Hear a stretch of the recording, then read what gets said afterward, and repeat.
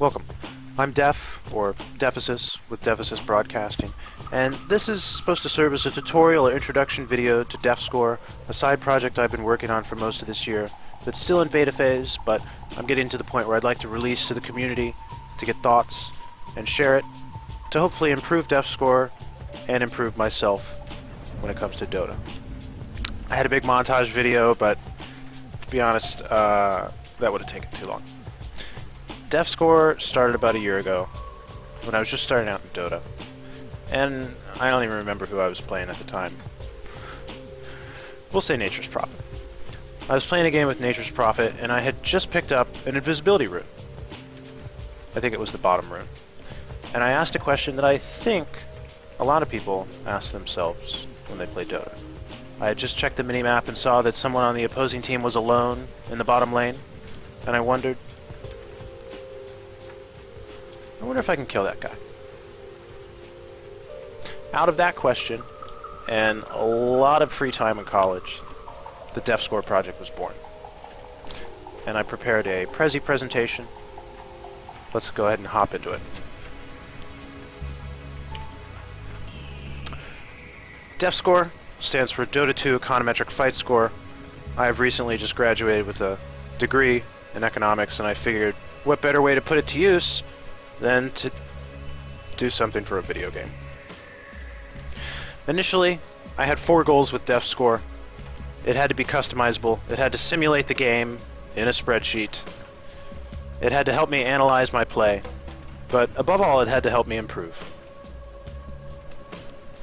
In terms of customization, you can imagine the daunting task ahead of me. It would have to contain all the heroes you could select. I think I'm currently at 97 of 108. You'd have to likewise be able to select your opponent's hero. You'd have to select between the 25 different levels, because a hero at level 16 plays much differently than a hero at level 6. You'd have to be able to customize spell ranks, customize your items, and also customize your MMR. A person at 4500 MMR performs a lot differently than someone who has 7000. The simulation part was one of the easier things for me as I started to play more. I knew that this program would have to approximate a fight duration. It would have to calculate the damage output of all the abilities that you use. It would have to net these abilities against the armor resistances of your opponent. And then it would have to somehow divide them against the enemy HP to figure out if I could actually do enough damage to kill the hero. The analysis is something I'm still working on, and it's helping me glean knowledge from DEFScore. Who loves pie charts? I love pie charts. There's tons of those in DEFScore that help me break down based on which spell is most important for my hero, which damage type. Am I doing primarily physical or magic damage? Am I doing pure damage? And it also lets me compare one hero against others. Is Phantom Assassin more effective at killing a level 25 Morphling than level 25 Chaos Knight? But as I mentioned, one of the most important things and the basis for DEFScore was improvement. I wanted to find items that worked for heroes that I was learning. I wanted to find heroes that worked best against my opponent, so I would stop wasting all that gold when I was waiting to pick in a ranked match. I wanted to better understand a hero's capabilities, and I wanted to be a better judge of a fight before it starts, which, as you can imagine, is part of the intricacy of Dota. Today's DEFScore version is 0.71, and I have a lot still ahead of me. Movement speed calculations, Aghanim Scepters are all coming in a future release. I'm also going to be doing more for mana calculations and item calculations, like unique attack modifiers. I'm going to do more regen calculus in a future update, as well as look-ahead caching that will help determine best in slot, or what the program deems as that. And I'm always going to be improving the UI because it's pretty ugly right now. And maybe someday I'll host a tourney. Dream big. My Twitch is the channel where I'll be doing a lot of the analysis here, but I wanted to hop into the program briefly today, just to introduce everyone to it.